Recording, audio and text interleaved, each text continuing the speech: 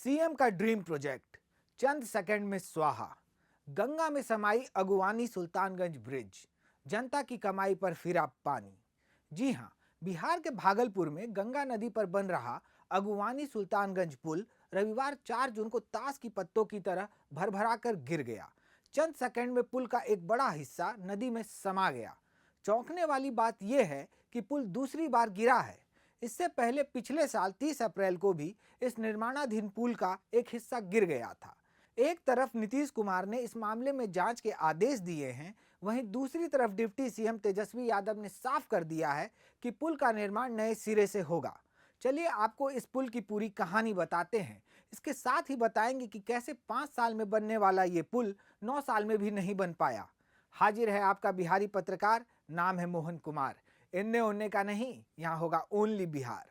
आगे बढ़ने से पहले एक अपील, अगर आप आरोप प्रत्यारोप से परे ठोस विमर्श वाली खबरें और वीडियो देखना चाहते हैं तो क्विंट का मेंबर बनिए।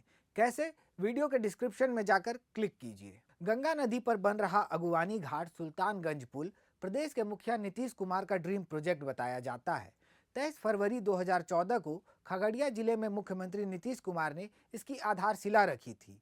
9 मार्च 2015 को मुख्यमंत्री ने पुल निर्माण का काम शुरू करने के लिए उद्घाटन किया था। 3.1 किलोमीटर का 4 लेन केवल स्टाइल पुल खगड़िया और भागलपुर जिले को जोड़ने के लिए बनाया जा रहा है। रिपोर्ट्स के मुताबिक पुल बनाने के बाद खगड़िया से भागलपुर आने के लिए 90 किलोमीटर की दूरी मात्र 30 किलोमीटर रह जाएगी। इस पुल के जरिए NH 31 और NH 80 को जोड़ा जाना है।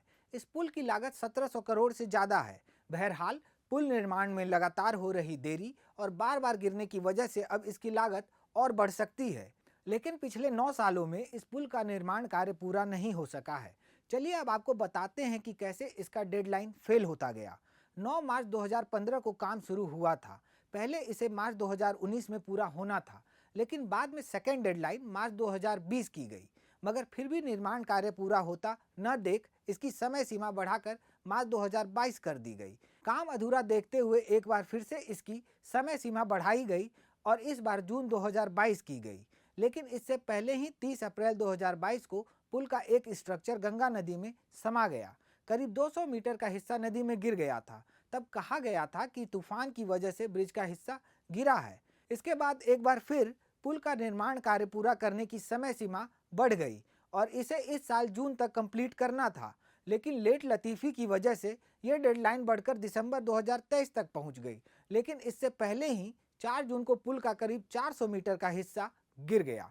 निर्माण कंपनी के एक करीबी सूत्र ने द इंडियन एक्सप्रेस को बताया, चूंकि रविवार था, कोई निर्माण कार्य नहीं चल रहा था, मौके पर सिर्फ एक गार्ड था। सुबह करीब 11 बजे उसने देखा कि पिलर नंबर 10 और 13 के बीच की ढलाई का कुछ हिस्सा निकल रहा है। उसने कंपनी के वरिष्ठ अधिकारियों को सूचित किया, लेकिन ये कुछ नहीं कर सकते थे क्योंकि पिलर संख्या 10, 11 और 12 के सेगमेंट गिरने लगे थे। शाम 6 बजे तक तीनों पिलर धाराशायी हो गए और इसके ऊपर के स्लैब भी गिर गए। अगुवानी सुल्तानगंज पुल का निर्माण हरियाणा की SP Singla construction private limited कर रही है। रविवार 4 जून को पुल गिरने के बाद बिहार सरकार ने कंपनी को नोटिस दिया है, जबकि पथ निर्माण विभाग के एक कार्यकारी अभियंता को निलंबित कर दिया गया है। बता दें कि बिहार में SP Singla construction private company के पास कई प्रोजेक्ट्स हैं। शेरपुर और दिघवारा के बीच गंगा नदी पर पुल, सोनपुर दीघा अप्रोच रोड, पटना में लोहिया पथ चक्र का हड़ताली मोड़ खंड। बिजनेस टुडे की रिपोर्ट के मुताबिक भागलपुर मामले को लेकर आलोचना झेल रही SP सिंगला कंस्ट्रक्शन कंपनी को कई अवार्ड्स भी मिल चुके हैं।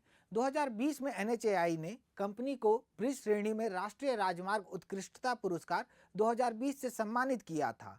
2019 में कंपनी को राष्ट्रीय राजमार्ग पुरस्कारों में गोल्ड अवार्ड से सम्मानित किया गया। 2016-17 में कंपनी को लखनऊ मेट्रो रेल कॉरपोरेशन की ओर से सर्वश्रेष्ठ ठेकेदार पुरस्कार और दिल्ली मेट्रो रेल कॉरपोरेशन की ओर से प्रशंसा पुरस्कार मिला था। पुल का हिस्सा गिरने के बाद से सियासत भी तेज है। एक तरफ बीजेपी इसको लेकर हमलावर है, तो दूसरी तरफ RJD बीजेपी पर निशाना साध रही है। 30 अप्रैल 2022 को पहली बार पुल का हिस्सा गिरा था, तब बीजेपी नेता नितिन नवीन पथ निर्माण मंत्री थे।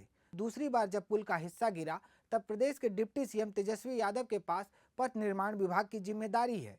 RJD ने अपने आधिकारिक ट्विटर हैंडल से ट्वीट कर आरोप लगाया है कि जिन खराब स्पैन का निर्माण कार्य हुआ है उस दौरान 2017 से 22 तक बीजेपी के नंद किशोर, मंगल पांडे और नितिन नवीन मंत्री रहे हैं।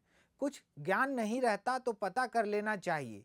30 अप्रैल 2022 को आंधी से इसका एक हिस्सा गिरा था, तब भी बीजेपी के नितिन नवीन ही मंत्री थे। अब बताओ। इसके साथ ही आरजेडी प्रवक्ता शक्ति सिंह यादव ने ट्वीट किया, सारे भाजपाई मंत्री ने दलाली की मलाई खाई और बार बार भ्रष्टाचार का पुल खड़ा किया, लेकिन ये सुल्तानगंज अगुवानी पुल खड़ा न हो सका। इस दौरान एक बार पुल ध्वस्त भी हुआ था। बिहार सरकार के उप मुख्यमंत्री और पथ निर्माण मंत्री तेजस्वी यादव ने मंगलवार 6 जून को कहा कि पुल का निर्माण अब नए सिरे से होगा। इसके साथ ही उन्होंने कहा कि जो भी दोषी होगा उस पर कार्रवाई की जाएगी। तेजस्वी जी, क्या नए सिरे से पुल का निर्माण होगा? एकदम पुल का निर्माण कराना ही है। माननीय मुख्यमंत्री जी ने भी इनका जो है ड्रीम प्रोजेक्ट रहा है और लगातार 12 से जो है उनकी सोच रही थी, 14 से ये काम जो है सिलसिला चला है और हम लोग कोशिश करेंगे कि टाइम बाउंडिंग के अंदर जो है इसको काम। वहीं सोमवार 5 जून को मुख्यमंत्री नीतीश कुमार ने घटना की जांच के आदेश दिए थे। उन्होंने कहा था कि हमने विभाग के लोगों को कहा कि देखिए और एक्शन लीजिए। तुरंत हमने विभाग के सब लोगों को कहा कि जाकर के देख लीजिए और तुरंत एक्शन लीजिए। ये कोई तरीका नहीं, अब तक तो हो जाना चाहिए था जी। बहुत हो गया है, देर हुआ है, तो काहे के लिए ऐसा कोई होता है, एजेंट कोई बना रहा है, इतना देर क्यों कर रहा है, मुझको बड़ा तकलीफ हुआ। बीजेपी ने इस मामले में महागठबंधन सरकार पर भ्रष्टाचार का आरोप लगाते हुए नीतीश कुमार और डिप्टी सीएम तेजस्वी यादव का इस्तीफा मांगा है। केंद्रीय मंत्री अश्विनी चौबे ने राज्य सरकार पर निशाना साधते हुए कहा कि पुल गिरने की नैतिक जिम्मेदारी लेते हुए चाचा भतीजा को इस्तीफा दे देना चाहिए। वहीं नेता प्रतिपक्ष विजय कुमार सिन्हा ने कहा कि अगुवानी घाट सुल्तानगंज पुल का एक हिस्सा ही केवल गंगा नदी में नहीं समाया है, बल्कि मुख्यमंत्री जी के भ्रष्टाचार के प्रति जीरो टॉलरेंस की नीति भी गंगा में समा गई है। बहरहाल बिहार के इस कागजी पुल ने गंगा में जल समाधि तो ले ली है, लेकिन सियासतदानों और जिम्मेदारों से जरूर पूछा जाना चाहिए कि इस पुल के निर्माण में जनता की जो कमाई अब तक बर्बाद हुई है उसका हिसाब कौन देगा। बिहार में काबा कार्यक्रम में इस हफ्ते बस इतना ही। वीडियो आपको अच्छा लगा तो चैनल को सब्सक्राइब कीजिए और नए वीडियो की तुरंत जानकारी के लिए घंटी बजाइए।